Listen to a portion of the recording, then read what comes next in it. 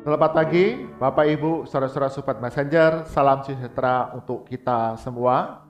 Pagi hari ini, oleh anugerah Tuhan, kita dapat menikmati satu kehidupan yang baru, satu kekuatan kesehatan yang baru, dan itu semua memampukan kita dengan pertolongan Tuhan menjalani segala perkara sepanjang hari ini. Dan pagi hari ini, bersama-sama dengan Sobat Messenger, kita akan mengawali hari kita dengan belajar kebenaran firman Tuhan yang menjadi satu tuntunan dalam kehidupan kita hari demi hari. Mari kita berdoa terlebih dahulu. Bapa kami dalam surga, sungguh kami mengucap syukur Engkau memberkati kami pada saat kami tidur, dan pagi hari ini Engkau bangunkan kami dengan kekuatan yang baru, kesehatan yang baru, yang memampukan kami untuk menjalani segala hal sepanjang hari ini.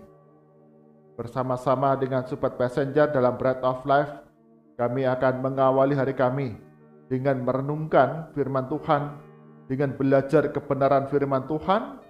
Roh Kudus yang tolong kami, sehingga firman Tuhan yang kami baca, kami renungkan, menjadi satu panduan dalam kehidupan kami sebagai murid-murid Kristus. Di dalam nama Tuhan Yesus kami berdoa. Amin. Bapak Ibu, saudara-saudara Sobat Messenger, bagian firman Tuhan jadi perenungan kita pada pagi hari ini diambil dari Injil Matius. Injil Matius pasal ke-21 ayat yang pertama hingga ke-11. Matius 21 ayat 1 sampai 11. LAI berikan judul di sana, Yesus dieluk-elukan di Yerusalem. Demikian firman Tuhan. Ketika Yesus dan murid-muridnya telah dekat di Yerusalem dan tiba di Betfage yang terletak di Bukit Zaitun, Yesus menyuruh dua orang muridnya dengan pesan, "Pergilah ke kampung yang di depanmu itu, dan di situ kamu akan segera menemukan seekor keledai betina tertambat dan anaknya ada di dekatnya. Lepaskanlah keledai itu dan bawalah keduanya kepadaku. Dan jikalau ada orang menegur kamu, katakanlah, Tuhan memerlukannya, dan ia akan segera mengembalikannya." Hal itu terjadi supaya genaplah firman yang disampaikan oleh Nabi. "Katakanlah kepada putri Sion, lihat rajamu datang kepadamu, ia lemah lembut dan mengendarai seekor keledai beban yang muda." Maka pergilah murid-murid itu dan berbuat seperti yang ditugaskan Yesus kepada mereka. Mereka membawa keledai betina itu bersama anaknya, lalu mengalasinya dengan pakaian mereka, dan Yesus pun naik ke atasnya. Orang banyak yang sangat besar jumlahnya menghamparkan pakaiannya di jalan. Ada pula yang memotong ranting-ranting dari pohon-pohon dan menyebarkannya di jalan. Dan orang banyak yang berjalan di depan Yesus dan yang mengikutinya dari belakang berseru katanya, "Hosana bagi anak Daud, diberkatilah dia yang datang dalam nama Tuhan, Hosana di tempat yang maha tinggi." Dan ketika ia masuk ke Yerusalem, gemparlah seluruh kota itu, dan orang berkata, "Siapakah orang ini?" Dan orang banyak itu menyahut, "Inilah Nabi Yesus dari Nazaret di Galilea." Amin. Demikian firman Tuhan. Yang berbahagia ada setiap kita yang membaca, mendengar firman Tuhan siang dan malam, menyimpannya dalam hati dan melakukannya dalam kehidupan hari demi hari. Bapak Ibu, saudara-saudara Sobat Messenger, tema perenungan kita pagi hari ini adalah Yesus Juru Selamat. Yesus Juru Selamat. Ada seorang anak tunggal dari sebuah keluarga yang sangat kaya.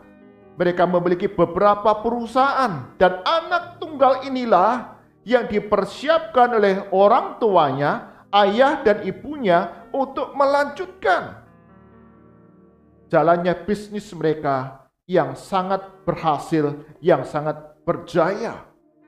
Maka sejak kecil anak ini sudah dipersiapkan sedemikian rupa oleh orang tuanya.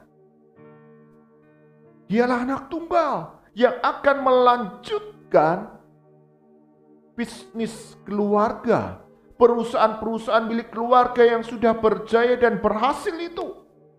Dan kehidupannya akan bergelimang dengan harta karena kekayaan yang mereka miliki.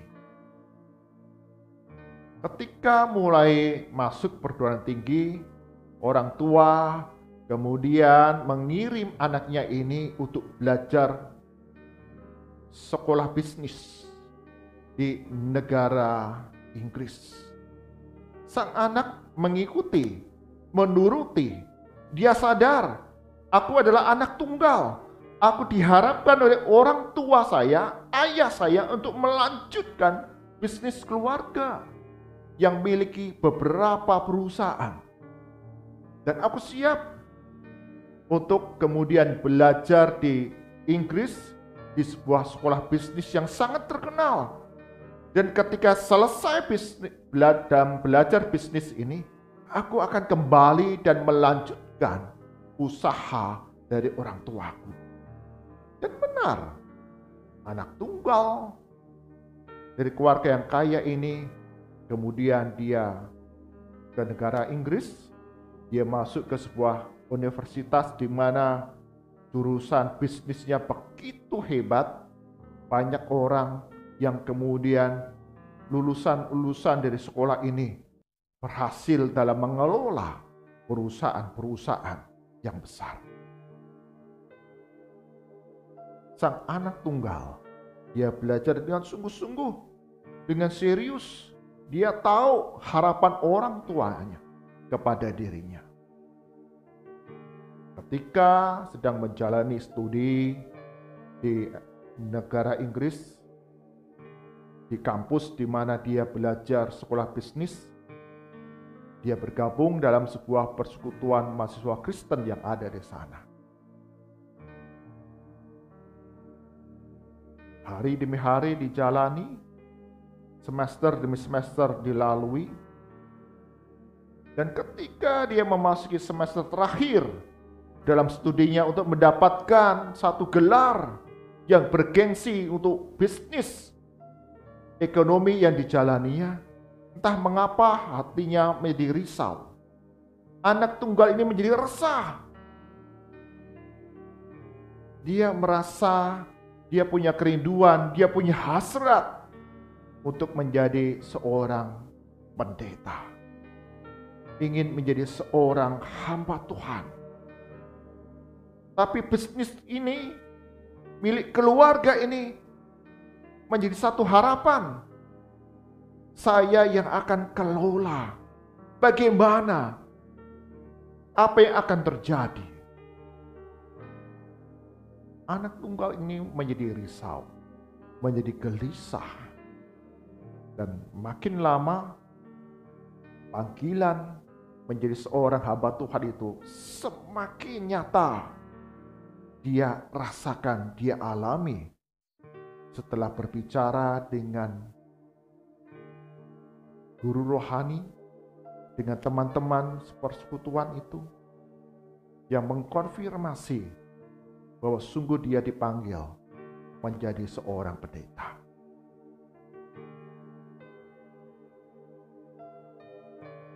Setelah diwisuda, mendapatkan gelar sarjana bisnis yang sangat bergengsi itu, sang anak tunggal kemudian pulang ke Indonesia. Sang orang tua, ayah dan ibunya begitu bangga. Inilah calon pewaris dari perusahaan besar milik keluarga. Dia yang akan melanjutkan bisnis keluarga yang sudah berhasil dan maju ini. Ketika sang anak tunggal ini menyampaikan kepada orang tuanya untuk kerinduannya, hasratnya untuk menjadi seorang hamba Tuhan, sang ayah menjadi terkejut. Dia menjadi marah bahwa apa yang sudah disusun, dirancangkan, diharapkan kepada anak tunggalnya ini untuk menjadi pewaris dari perusahaan keluarga, meneruskan bisnis keluarga, Karena dia adalah anak satu-satunya. Tidak ada orang lain yang dapat menggantikan dirinya. Sang ayah begitu kecewa, menjadi marah atas apa yang dikatakan oleh anak tunggalnya itu. Jikalau engkau tetap menuruti hasratmu menjadi seorang pendeta, maka engkau tidak akan lagi menjadi pewaris dari perusahaan keluarga ini. Sang anak tunggal menjadi gelisah, tetapi hari demi hari dia diyakinkan untuk panggilannya menjadi hamba Tuhan.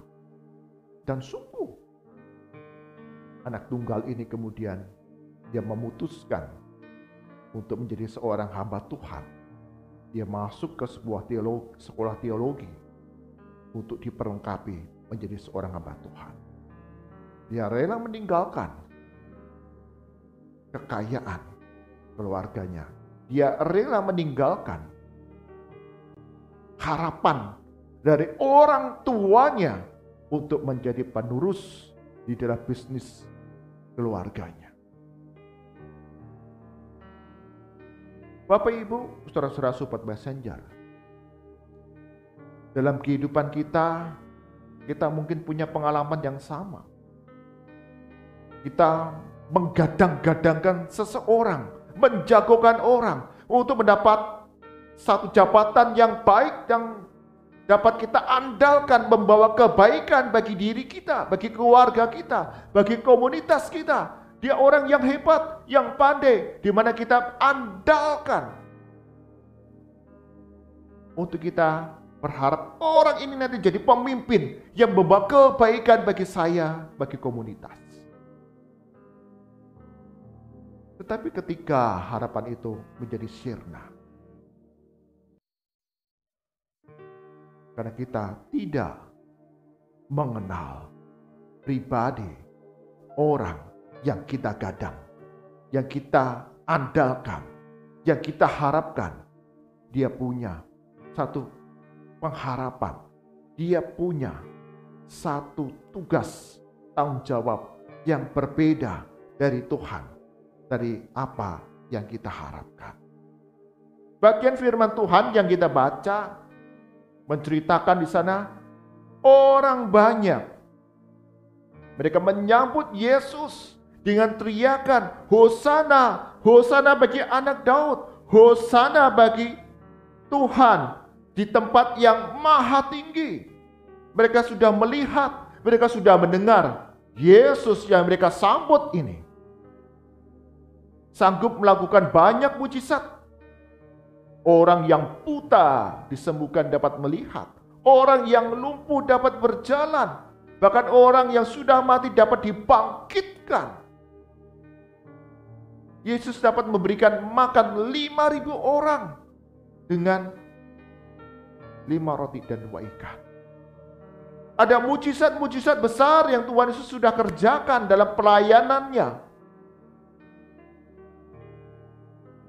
Mereka berharap bahwa Yesus yang sanggup melakukan banyak mujizat ini, Yesus yang dapat mengajar dengan penuh hikmat ini,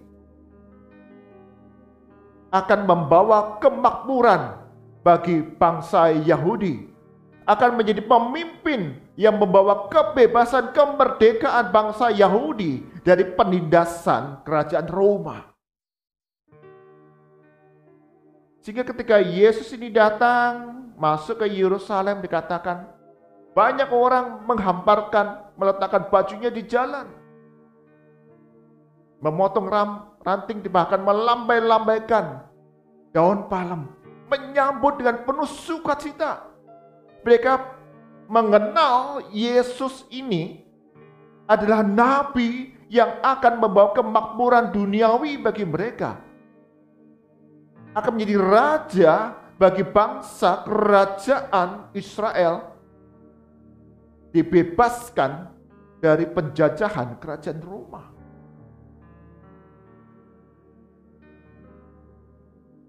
Banyak orang berharap, banyak orang mereka percaya, mengenal bahwa Yesus ini yang akan membawa kejayaan bagi kerajaan Israel.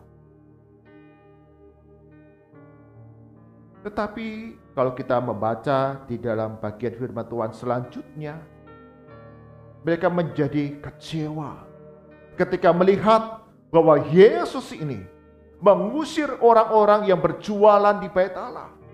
Yesus kemudian mengajarkan kepada orang-orang banyak bahwa para pemungut cukai, para pelacur, mereka akan mendahului masuk kerajaan surga daripada para pemuka agama.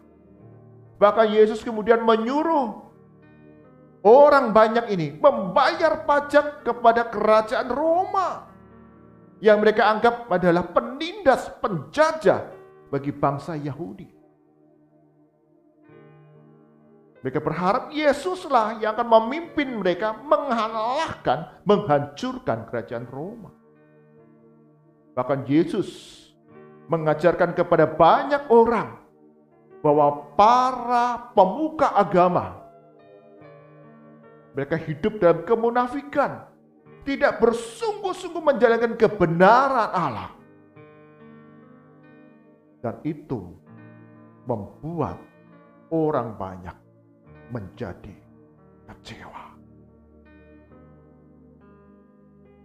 Tidak seperti yang mereka harapkan. Orang banyak tidak mengenal bahwa Yesus datang ke dalam dunia ini untuk mengajarkan kebenaran Allah dan menyelamatkan manusia dari hukuman dosa. Yesus adalah juru selamat bagi manusia yang berdosa. Tapi orang banyak itu tidak mengenal. Mereka hanya mengenal Yesus ini adalah seorang nabi yang sanggup melakukan banyak mujizat, punya kuasa untuk melakukan banyak mujizat, mengajar dengan hikmat sehingga banyak orang menjadi tertarik dan mengikut Yesus. Orang yang populer, yang sanggup menyatukan bangsa Yahudi untuk berperang mengalahkan kerajaan Roma. Mereka tidak mengenal bahwa Yesus datang ke dalam dunia untuk menderita sengsara, untuk menyelamatkan manusia yang berdosa. Tentu kita ingat ketika Tuhan Yesus bercakap-cakap dengan para murid. Yesus bertanya kepada mereka, "Kata orang, siapa aku ini?" "Oh, ada orang yang mengatakan kau ada Yohanes Pembaptis, kau adalah Nabi Elia, atau Nabi yang sedang ditunggu-tunggu, punya kuasa yang besar, sanggup melakukan banyak mujizat." Yesus kemudian bertanya kepada murid, "Apa katamu? Siapakah aku ini?" Dan Petrus menjawab,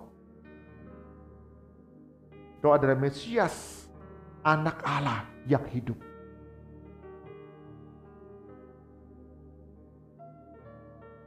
Yesus merespon menjawab, "Engkau mengatakannya itu karena Roh Kudus yang berbicara kepadamu."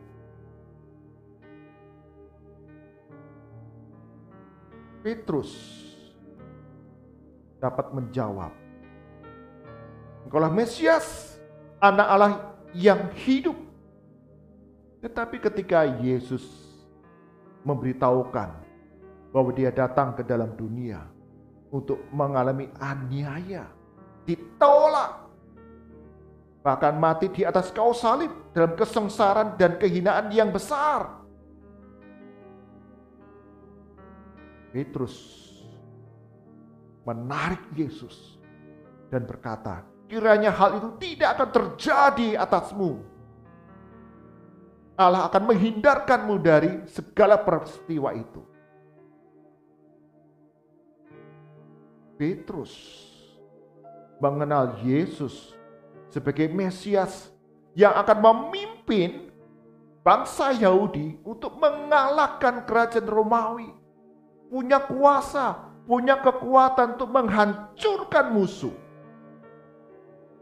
Sehingga ketika Tuhan Yesus berkata, aku akan menderita sengsara untuk menyelamatkan manusia yang berdosa, Petrus tidak memahami. Petrus tidak mengenal.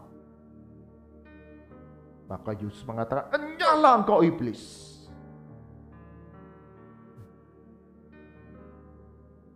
Bapak Ibu, saudara-saudara Sobat Messenger, Yesus Kristus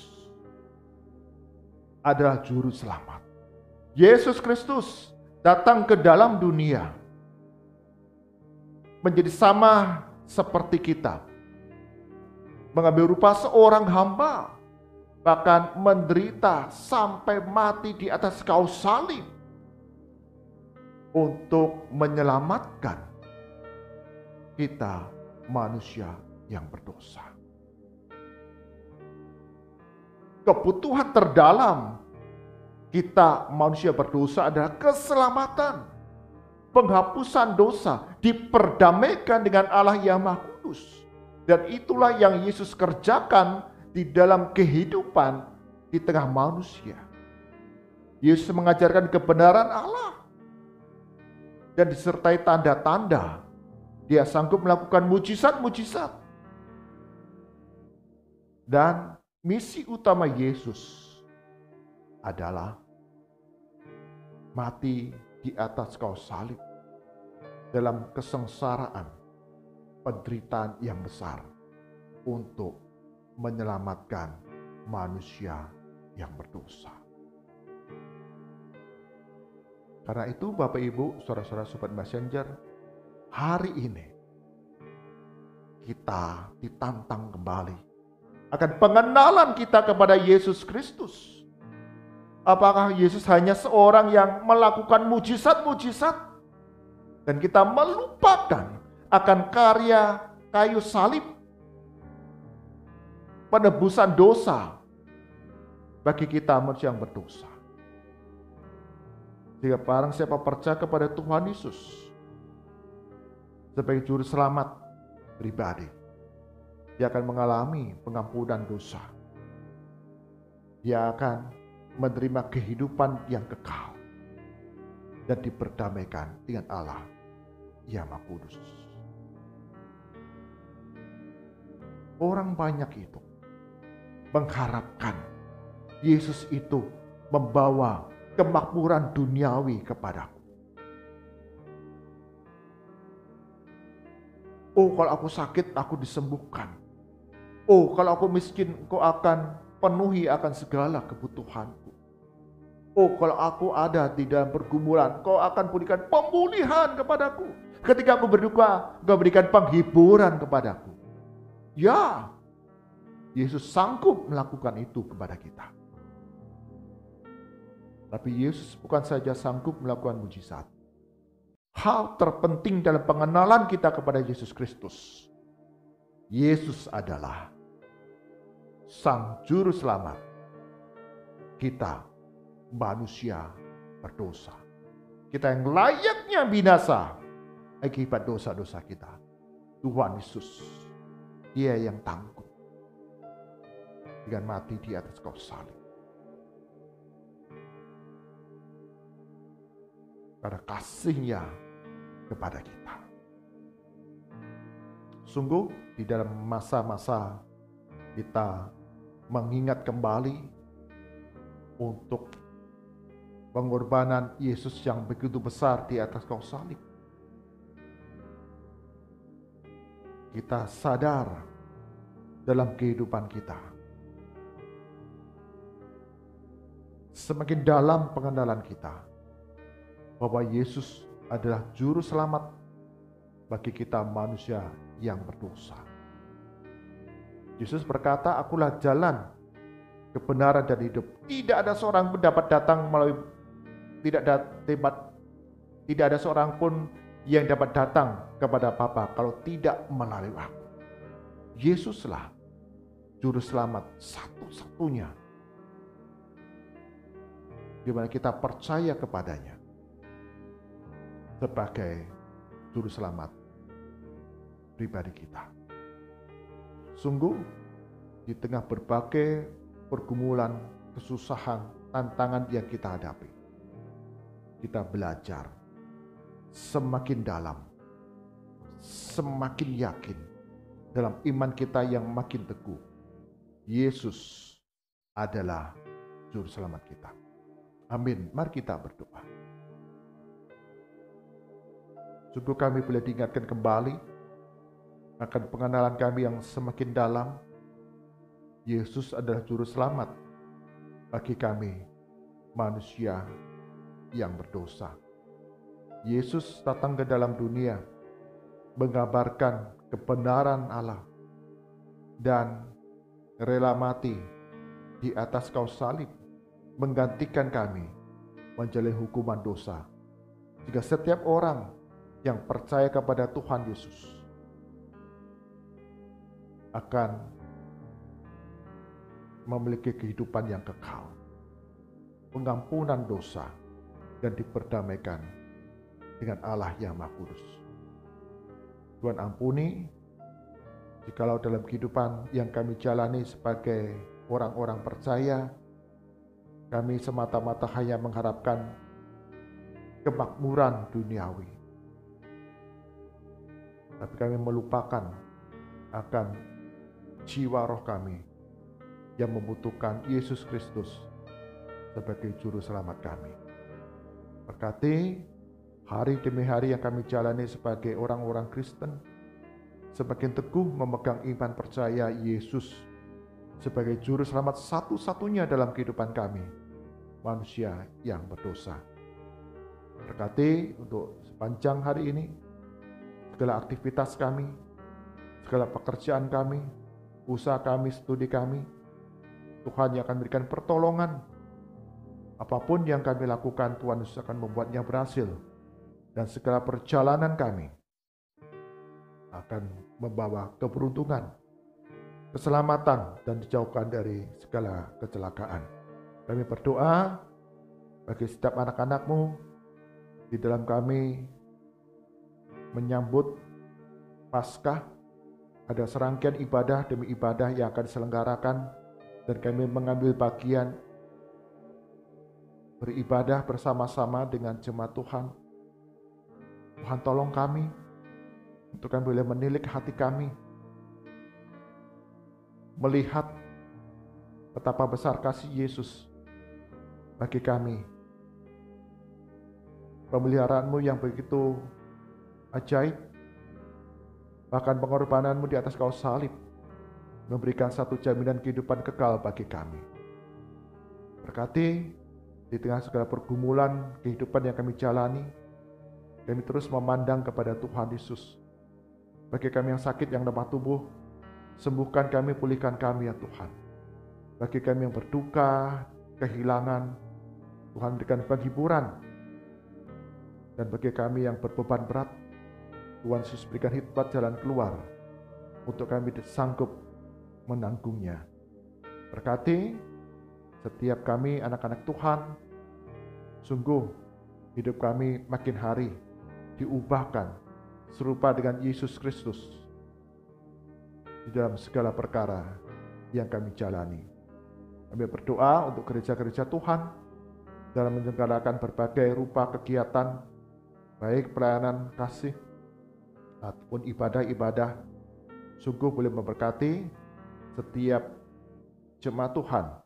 Bahkan mereka yang belum percaya boleh melihat akan besar kasih Tuhan Yesus bagi kami manusia yang berdosa. Berdoa bagi bangsa kami, negara kami Indonesia, sehingga dalam masa-masa Jumat Agung dan Paskah ini dapat diselenggarakan ibadah yang aman, yang nyaman, di mana umat Tuhan dapat merayakan Paskah dengan bebas. Dan tak lupa kami boleh mengambil bagian dalam rupa-rupa pelayanan di tengah masyarakat Indonesia, sehingga gereja Tuhan dimanapun kami berada terus bersaksi, mendatangkan damai, mendatangkan kasih, mendatangkan kebaikan bagi banyak orang, dan kemuliaan Tuhan boleh nyata di tengah bangsa dan negara kami Indonesia. Mari angkat tangan kita, arahkan hati kita kepada Tuhan, dan kita akan terima berkat daripadanya. Kasih karunia dan damai sejahtera dari Tuhan kita Yesus Kristus, pemeliharaan yang sempurna dari Allah Bapa, serta persekutuan penghiburan dari Roh Kudus, menjadi langkah kehidupan kita sebagai orang-orang percaya yang terus bertumbuh makin teguh dalam iman kita, percaya bahwa Yesus Kristus adalah juru selamat satu-satunya bagi setiap kami manusia yang berdosa. Melalui Yesus Kristus, kita akan mendapatkan kehidupan yang kekal, pengampunan dosa, dan diperdamaikan dengan Allah yang Maha Kudus. Dan anugerah Tuhan itu melimpah dalam kehidupan kami dari sekarang sampai selama-lamanya. Amin.